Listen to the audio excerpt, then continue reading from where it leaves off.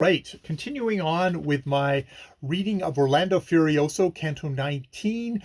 This is stanzas 61 to 89. I just got a little bit carried away, or else I would have stopped earlier. Where Alfonso, Marfisa, Faru, and the others all get indeed the women come out. They capture the ship, and it's dragged in. The sailors grudgingly decide to go along with the Warriors thing. They're given the ultimatum: either they all consent to be killed immediately, or they're going to go right into slavery, or if there's one that will fight 10 of them and then sleep with 10 of them, then they everyone else will get their freedom, and that person will have to stay with them forever. So not great terms, but at least everyone else could get free. Interestingly enough, Marfisa steps forward, even though it's quite openly acknowledged. Well, yeah, you're the best warrior here, but you can't. You well, I think within the terms, you can't satisfy the 10 women. I don't know. Quite disappointingly, we have the battle taken this bronze arena where she fights guys.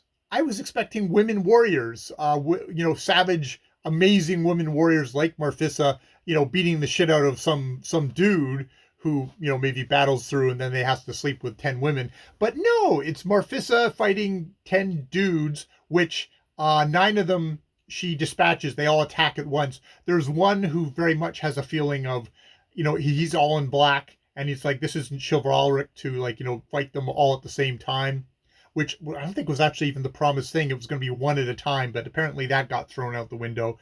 And all 9 attack. She easily cuts them all, and Aristo has great joy in describing the fight. It's like a butcher rendering meat, to be honest, is how it's termed, of limbs being hacked off, heads being hacked off, people being skewered. It's really got the kind of butcher shop feel to it in his descriptions of the violence, which is very visceral and high impact, I guess. And now we're going to go into this fight with this mysterious knight, who I guess we'll find out who he is. He's all in black. Mysterious knight who wants to be chivalric. So that's a good thing. So we'll see how that fight goes, and if Morfissa kills the guy off. But also, well, how do we get to the next thing? Can you switch warriors and somebody else will sleep with all the women? Doesn't seem like that would go with the agreement. She's going to have to boink a whole bunch of women. I don't know. It could happen. I do find that there's one stanza in here where it is a very masculine, male centric society that this is all coming out of. And so it's interesting when he describes the men in this female dominated society, and that yeah, all manly weapons to men are denied, save for the chosen group, often, of course, who, as an ancient custom has ordained, are permitted to fight, as I explained, which I guess is the guys who are going to fight. Their champion is going to be a dude, even though I really think in this thing of women that you would have women warriors to do the fighting for this, but apparently not.